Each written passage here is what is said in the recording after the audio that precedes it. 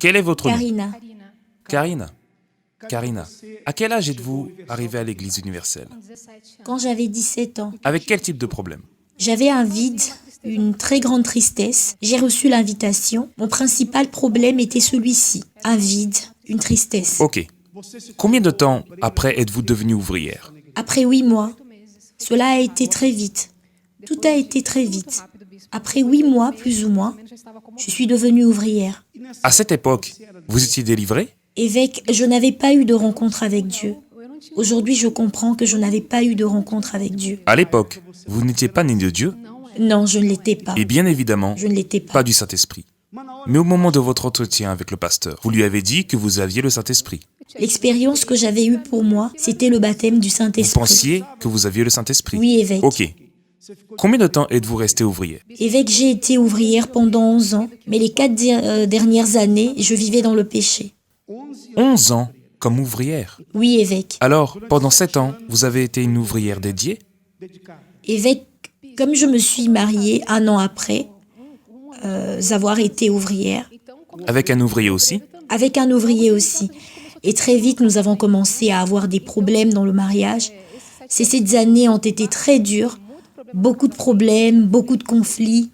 J'étais devenue froide spirituellement car je mettais toutes mes forces dans ma vie financière et je me suis totalement renfermée spirituellement, on va Tout dire ça ça comme dû ça. aux problèmes dans le mariage? Oui, très grave. Ils y ont contribué. Ils y ont beaucoup contribué puisqu'il Alors, était aussi ouvrier. 7 ans, vous étiez marié avec des problèmes dans votre mariage. Quelles ont été les conséquences dans votre vie spirituelle? Évêque, les 4 dernières années, à cause des problèmes dans mon mariage, j'ai commencé à avoir une amitié. J'ai connu une amie hors de l'église et avec cette amie, j'ai commencé à avoir cette sensation que je n'avais pas dans mon mariage. J'ai commencé à développer une relation avec elle, évêque. J'étais ouvrière, mariée et amante de cette amie. Regardez bien la situation. Elle était une ouvrière, mariée, et avait une relation intime avec une collègue. Collègue de travail? Une amie. Ou une amie. Et vous viviez comme un couple avec Oui, cette amie? et cette amie était elle aussi mariée. Elle était mariée aussi? Oui, oui, évêque. Vous êtes resté combien de temps avec cette personne? Évêque, je me rappelle que quand j'ai commencé à avoir cette relation avec elle, 4 mois après, je me suis arrangée pour tomber enceinte afin de pouvoir cacher cette relation, car je ne voulais déjà plus porter mon uniforme. Et quand vous viviez dans le péché, avec une vie erronée, comment avez-vous le courage de porter votre uniforme et aller dans la réunion et aider les autres? Votre conscience ne vous accusait pas? Évêque, au moment où j'étais avec les personnes, je donnais ce que je n'avais pas, tentant de procurer la joie, cherchant la joie. Quand j'allais à l'église, j'avais des remords. Je fléchissais mes genoux, je demandais pardon, je participais à la Sainte Seine et le lundi, je faisais de nouveau des choses erronées. Parce que ce n'était pas la repentance, Non, juste des remords. La vraie repentance fait la personne abandonner le péché et ne plus jamais le commettre. Ce qu'elle faisait était ceci. Elle jouait avec Dieu et aussi avec le propre diable parce qu'elle démontrait une fausse repentance. Et ensuite, elle continuait la vie de péché. La repentance, c'est quand vous dites basta. Basta à toute la souillure, à l'erreur, à tout le péché. Cela, c'est la repentance. Quand vous dites « ça suffit », à partir de maintenant, je ne vivrai plus de cette manière. La personne dit comme ça « ah, c'est parce que je n'avais pas de force ». Ce n'est pas parce que vous n'avez pas de force, c'est parce que vous n'avez pas pris d'attitude. Vous n'avez pas le véritable désir de changer. Parce que la personne qui veut véritablement changer, quand elle reconnaît qu'elle est vraiment perdue, quand elle dit « ça suffit, je ne veux plus cela pour moi », alors elle prend une attitude et elle dit « mon Dieu, à partir d'aujourd'hui, je ne vais plus jamais refaire cela ». C'est une décision. Et quand le Saint-Esprit voit que vous avez pris cette décision, il donne la force. Dieu, quand il voit la sincérité Parce qu'il doit avoir de la sincérité.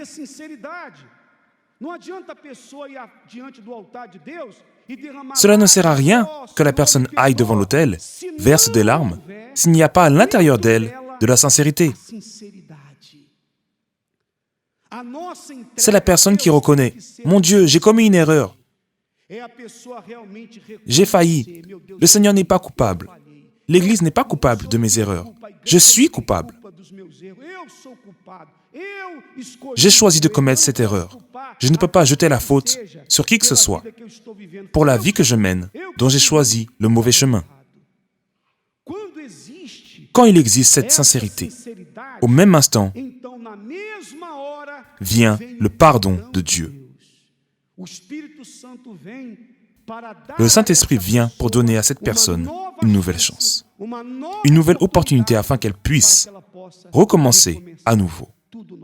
Amen. Vous êtes sortie d'ouvrière par rapport à votre grossesse, c'est ça? J'étais ouvrière, sauf que j'étais enceinte. Vous êtes sortie d'ouvrière. Je suis restée dans cette relation 5 ans. Avec cette femme? Oui.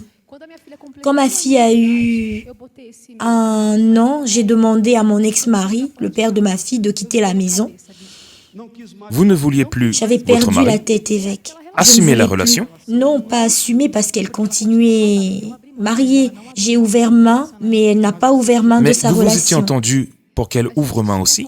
Oui, c'est ce qu'elle me faisait croire. Je vais le elle ne voulait quitter, pas je le vais le quitter. quitter, mais elle ne l'a pas quitté. Vous avez continué la relation ou vous avez tout arrêté? Évêque, quand j'ai demandé au père de ma fille de quitter la maison, j'ai continué dans cette relation, mais ce n'était pas encore le fond du puits parce que là ont commencé les mauvaises choses. Je me disais, maintenant je vais profiter de ma vie, je vais chercher mon bonheur, ce que je n'ai jamais fait.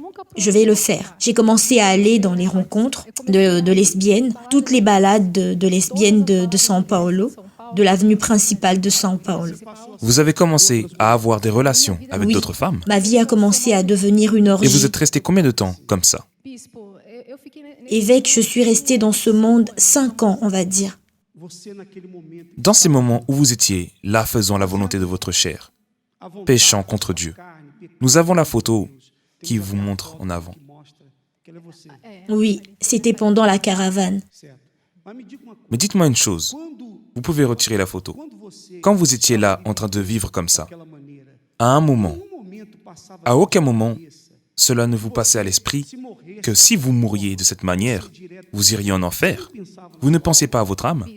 Évêque, aussi incroyable que cela puisse paraître, toutes les fois où j'allais dans une balade, il me restait un peu d'huile et je me oignais avec, car je savais que là, il y avait une opportunité de mourir et d'aller en enfer. Il y avait une opportunité. Et le plus désagréable, évêque, c'est que quand je revenais de la balade le dimanche matin, je devais laisser mes amis à la station de train et je devais passer tous les dimanches devant mon église. Peu importe la situation, Dieu me faisait toujours rappeler cela. Cela veut dire que le Saint-Esprit n'a pas désisté de vous. Non, évêque. Il vous a toujours fait souvenir du temps où vous étiez à l'église, Exactement. où vous serviez. C'est ce que Dieu a fait. Maintenant, dites-moi une chose. Vous avez frôlé la mort? Oui, évêque. Une des fois où j'allais dans une balade, une voiture a perdu le contrôle et venait dans ma direction, évêque. Ne me demandez pas d'où est sortie la voiture parce qu'il y avait 2 voies. Je sais juste, sur la ligne, juste avant de taper contre ma voiture, elle s'est déviée et j'ai été épargnée. Vous êtes revenu il y a combien de temps? Évêque, je suis revenue il y a 2 ans, 3 ans, évêque, que je suis ferme. Durant ces 2 ans, qu'avez-vous vaincu? Qu'avez-vous dû vaincre pour revenir? La honte? Quoi d'autre? Évêque, quand je suis revenue sans estime de moi-même. Je suis revenue détruite. Je suis revenue sans aucune perspective parce que j'avais tout perdu. J'avais perdu ma famille, j'avais perdu ma vie financière, j'avais perdu principalement le Seigneur Jésus. Alors quand je suis revenue, je devais...